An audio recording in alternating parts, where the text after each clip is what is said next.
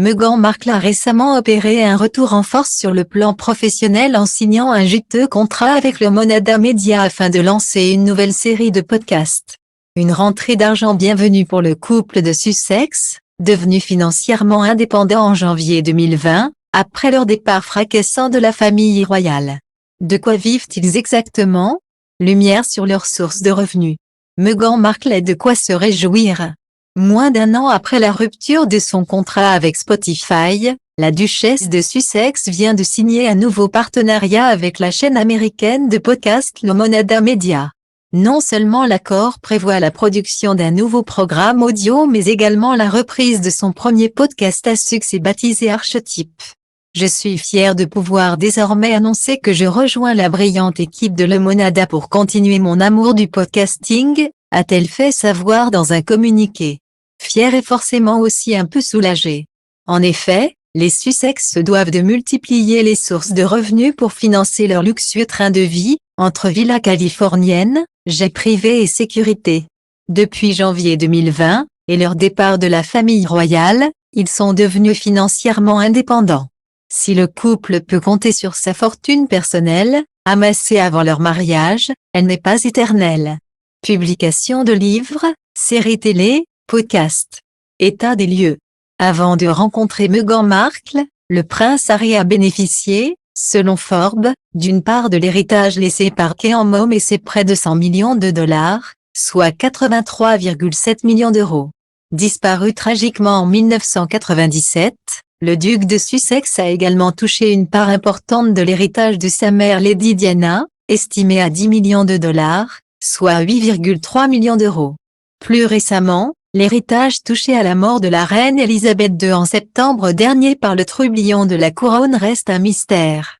De son côté, Meghan Markle aurait récolté environ 2 millions de dollars, 1,6 million d'euros, toujours selon Forbes grâce à sa carrière d'actrice, principalement pour son rôle de Rachel Zahn, l'assistante juridique très sexy de la série Suis, avocat sur mesure pendant 7 saisons. Mais ces sommes fondent comme neige au soleil. Les Sussex doivent donc se retrousser les manches et partir à la chasse au contrat. Le prince Harry a servi pendant 10 ans dans les forces armées britanniques, notamment lors de 2 missions en Afghanistan en tant que contrôleur aérien avancé et pilote d'hélicoptère Apache. Selon Business Insider, le duc de Sussex a gagné environ 50 000 dollars, 46 000 euros, à l'année quand il s'est hissé au rang de capitaine. Aujourd'hui, le prince Harry touche un salaire fixe en travaillant pour la start-up BTUp, une application de coaching d'entreprise. Le prince Harry a été embauché pour la première fois en 2021 en tant que directeur de l'impact. Selon les indiscrétions de Sky News, le prince Harry y toucherait un salaire à 7 chiffres. Meghan Markle a, de son côté, réalisé de bons investissements, notamment dans le milieu des startups. La duchesse de Sussex a investi dans Cleverblanc, une entreprise de la thé instantané au lait d'avoine, située à Santa Barbara, non loin de Montecito. Et la duchesse a eu le nez creux. Selon Vanity Fair, la marque s'est développée au point que l'investissement de Meghan aurait pu lui rapporter près de 10 millions. À noter également que chaque discours prononcé par le duc ou la duchesse de Sussex se monnaie au prix fort. Quand ils sont invités à prendre la parole pour apporter leur expertise lors d'une conférence, de coquettes sommes tombent sur leur compte en banque. Pour exemple, en février 2020, le prince Harry s'est exprimé lors d'un sommet privé de JP Morgan à Miami, ce qui lui a rapporté la jolie somme d'1 million de dollars, près de 930 000 euros, toujours selon Forbes. Meghan Markle et le prince Harry monétisent également leur affiliation à la famille royale pour gagner de l'argent. Et s'improvise conteur d'histoires croustillantes. Le couple a signé un gros contrat avec l'éditeur Penguin Random House en 2021, d'une valeur estimée à 40 millions de dollars, 36,7 millions d'euros. L'autobiographie explosive du prince Harry, intitulée Le Suppléant, en fait partie. Si Harry a prévu de soutenir des organisations caritatives britanniques, Well Child et Centebal, les recettes sont conséquentes pour ce livre qui a connu un record de vente. Le fils cadet de Charles III aurait perçu environ 20 millions de dollars, 18 millions d'euros, d'avance pour son brûlot contre la firme.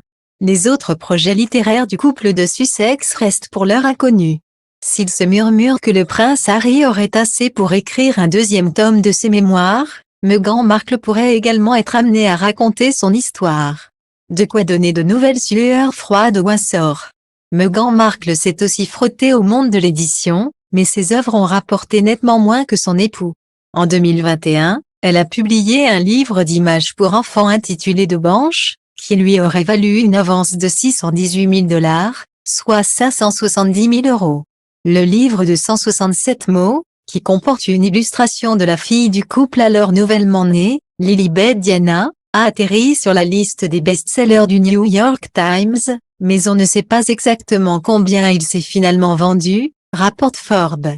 3 ans plus tôt, quand elle faisait encore partie de la famille royale, la duchesse de Sussex avait publié un livre de cuisine dont l'intégralité des recettes a été reversée à un groupe de cuisine d'une communauté de l'ouest de Londres. Concernant Netflix, Meghan Markle et le prince Harry ont perçu une avance de 100 millions de dollars, soit 92 millions d'euros, sur 5 ans avec pour objectif de produire des documentaires, des séries, des longs métrages, des émissions scénarisées et des programmes pour enfants. Le dernier programme qui a récemment marqué les esprits s'est intitulé Harry et Meghan, docu-série où le couple de Sussex raconte son départ de la famille royale. Un projet de série à animer pour enfants, baptisé Pearl, a été annoncé puis abandonné par la plateforme. À l'avenir, un documentaire sur les Invictus Games fondé par le prince Harry en 2014 pourrait voir le jour. Présente à Vancouver pour l'édition de 2025, le couple était entouré de caméras. Preuve que des projets sont en cours. Il y a peu, le couple de Sussex pouvait également compter sur leur contrat avec Spotify, d'une valeur estimée à 20 millions de dollars, soit 18 millions d'euros. Pour eux, Meghan Markle a produit la série Archetype, conversation entre la duchesse de Sussex et plusieurs femmes influentes, qui avait connu un joli succès. Mais le contrat entre la plateforme et le couple a pris fin en juin 2023. Le 13 février dernier, Meghan Markle annonçait se relancer dans l'aventure podcast, avec la plateforme américaine Le Monada Media. Le montant du contrat n'a pas été dévoilé.